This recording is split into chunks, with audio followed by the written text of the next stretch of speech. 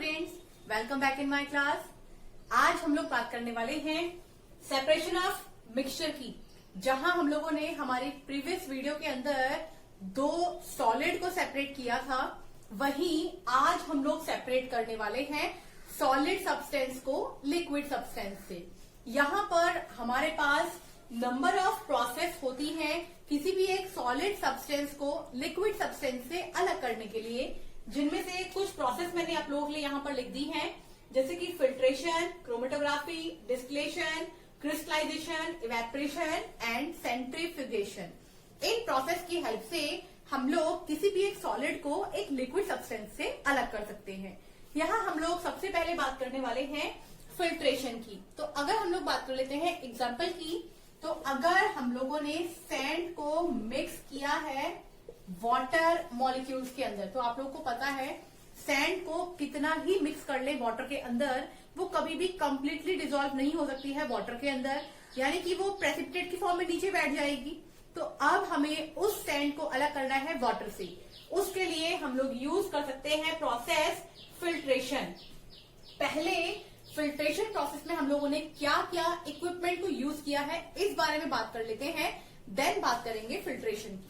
यहाँ हम लोगों ने यूज किया है एक फनल स्टैंड को, जिसकी हेल्प से हम लोगों ने एक फनल को स्टैंड किया है और उसमें लगाया है एक फिल्टर पे। हेल्प ऑफ ग्लास रॉड हम लोग हमारा जो मिक्सचर है, यानी कि सैंड और वाटर का जो मिक्सचर है जो कम्प्लीटली डिसॉल्व नहीं हुआ है, उसको ग्लास रॉड की हेल्प से धीरे धीरे इस फनल में ट्रांसफर करने वाले हैं। यहाँ पर हम लोगों ने ग्लास रॉड से इसलिए ट्रांसफर किया है क्योंकि हम लोग अगर से डायरेक्टली ट्रांसफर करते हैं तो पॉसिबिलिटी है कि कुछ छोटे छोटे सैंड पार्टिकल्स हमारे बीकर में जा सकते हैं। तो इसलिए हम लोगों ने ग्लास रॉड की हेल्प से इसको ट्रांसफर किया है। जब हम इसे ट्रांसफर करते हैं हमारी फनल के अंदर, तो वहां पर हम लोगों ने पहले से ही अरेंज कर रखा है फिल्टर पेपर। फिल्टर पेपर अपने में से लिक्विड को तो पास होने देगा, लेकिन जो सॉलिड के पार्टिकल्स है वो वहां से पास नहीं हो पाएंगे। तो हम कह सकते हैं कि यहाँ पर रह जाएंगे हमारे सैंड पार्टिकल्स और धीरे धीरे लिक्विड यानी कि हमारा वाटर सॉल्यूशन जो है वो बीकर में आ जाएगा। इस तरीके से हम लोग फिल्टर कर सकते हैं सैंड को वाटर पार्टिकल के अलावा।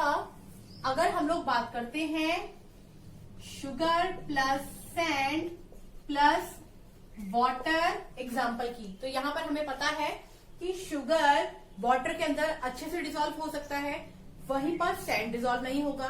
तो हम लोग सैंड को इस मेथड से अलग कर लेंगे और अब हमारे पास शुगर एंड वाटर का मिक्सचर है। इसको हम लोग कैसे सेपरेट करेंगे? तो उसको सेपरेट करने के लिए हमारे पास होता है क्रिस्टलाइजेशन। जैसे मैंने आप लोगों से कहा कि शुगर को हम लोग वाटर से अलग कर सकते हैं by the help of crystallisation, बिल्कुल वैसे ही हमारे पास एग्जाम्पल है इम्प्योर कॉपर सल्फेट का। कॉपर सल्फेट जिससे हम लोग इंडिगो बनाते हैं यानी कि नील बनाते हैं, वो हम लोग को इम्प्योर फॉर्म में मिलता है विद वाटर क्रिस्टल्स। ये हमारे पास होता है ब्लू कलर सॉल्यूशन। इस सॉल्यूशन में से अगर हम लोग को प्योर कॉपर सल्फेट के क्रिस्टल फाइंड आउट करने हैं तो हम लोग यूज करते हैं क्रिस्टलाइजेशन प्रोसेस का।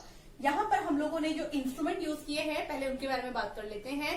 इन इक्विपमेंट में सबसे पहले है हमारे पास ट्राइपॉड स्टैंड, नेक्स्ट है हमारे पास बर्नर, उसके बाद हम लोगों ने एक बीकर लिया है, बीकर में लिया है बॉइल्ड वाटर जो कि स्टीम की हेल्प से क्रिस्टलाइजेशन को कंप्लीट कराएगा। नेक्स्ट हम लोगों ने लिया है चाइना डिश। चाइना डिश एक छोटी कटोरी जैसी सब्सटेंस होती है जिसमें हम लोगों ने लिया है कॉपर सल्फेट का सॉल्यूशन, क्योंकि हम लोग अगर डायरेक्टली बीकर में इसको बर्न कराते तो पॉसिबिलिटी थी कि जब इवेपोरेशन एकदम मैक्सिमम पीक पॉइंट पर होगा उस टाइम पर ये सब्सटेंस जल सकता है, बर्न हो सकता है। इसलिए हम लोगों ने इसको स्टीम मेथड से क्रिस्टलाइजेशन करवाया है। यहाँ पर अगर हम लोग बात करते हैं कॉपर सल्फेट सॉल्यूशन की, इसको हम लोगों ने इस चाइना डिश के अंदर लिया है जो कि ब्लू कलर का होता है।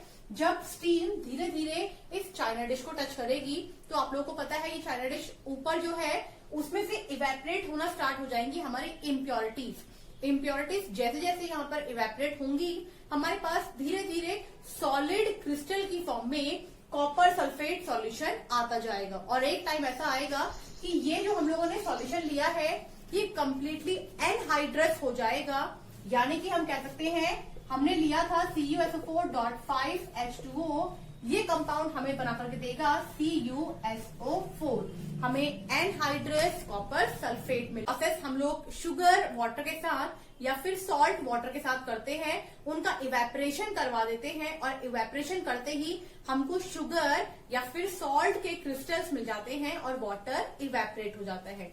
तो ये बात की हम लोगों ने क्रिस्टलाइजेशन के बारे में। अब हम लोग बात कर लेते हैं हमारी नेक्स्ट हम लोग बात कर लेते हैं सेंट्रिफ्यूगेशन की।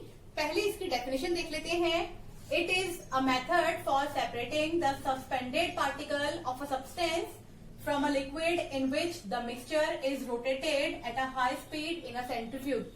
अगर हम लोग बात करते हैं हमारे घर में यूज होने वाली मिक्सर ग्राइंडर की या फिर वॉशिंग मशीन की या फिर क्रीम से मिल्क अलग करना, इन सारी ही प्रोसेस के लिए हम लोग सेंट्रिफ्यूगेशन प्रोसेस को यूज करते हैं।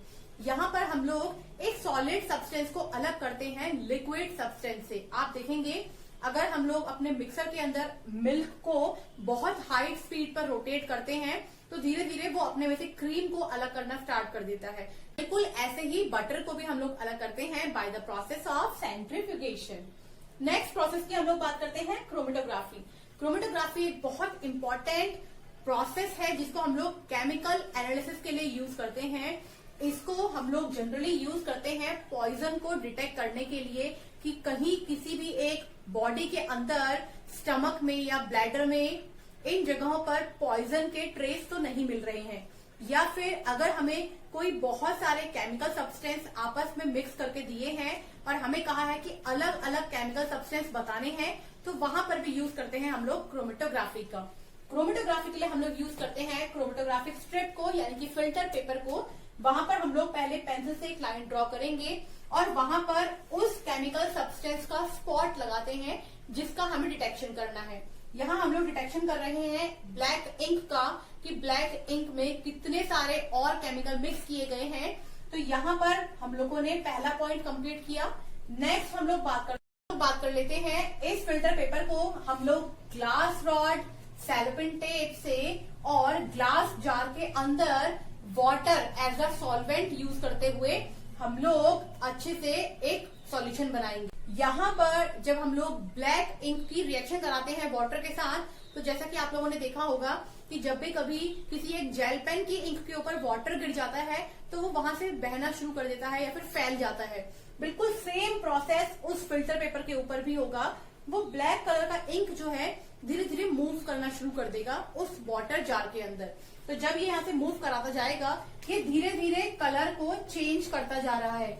हम कह सकते हैं हम लोगों को यहाँ पर डिफरेंट टाइप ऑफ कलर मिल रहे हैं जो कि शो कर रहे हैं कि इस ब्लैक इंक के अंदर कितने सारे केमिकल कंपोनेंट्स थे।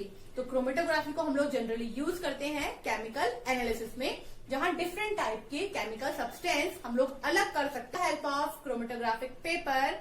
अब हम लोग बात कर लेते हैं हमारी नेक्स्ट प्रोसेस की। नेक्स्ट हम लोग बात कर लेते हैं इवेपरेशन की। अगर बात करते हैं इवेपरेशन प्रोसेस की, तो इवेपरेशन प्रोसेस उस प्रिंसिपल के ऊपर वर्क करती है जहां पर हम लोगों को पता है कि लिक्विड सब्सटेंस बहुत जल्दी इवेपरेट कर जाता है, वेपर फॉर्म में कन्वर्ट हो जाता है, वहीं सॉलिड ऐसा नहीं कर पाता है।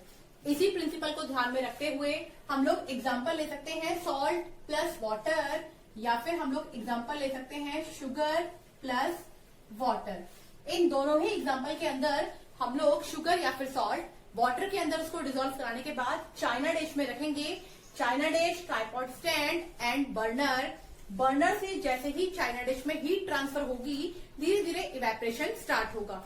ये इवेपरेशन यहाँ पर होगा वाटर मॉलिक्यूल का। जब वाटर मॉलिक्यूल कंप्लीटली इवेपरेट हो जाएगा, यानी कि हमारे चाइना डिश के अंदर हमें एक बूंद भी पानी नहीं मिलेगा, तब आप समझ जाइएगा कि चाइना डिश के अंदर जो छोटे छोटे क्रिस्टल, छोटे छोटे सॉलिड हमें मिले हैं, वो या तो सॉल्ट के होंगे या फिर शुगर के, जो सॉल्यूशन हम लोग वहां पर यूज करने वाले हैं। तो ये होता है हमारा मेथड ऑफ इवेपरेशन।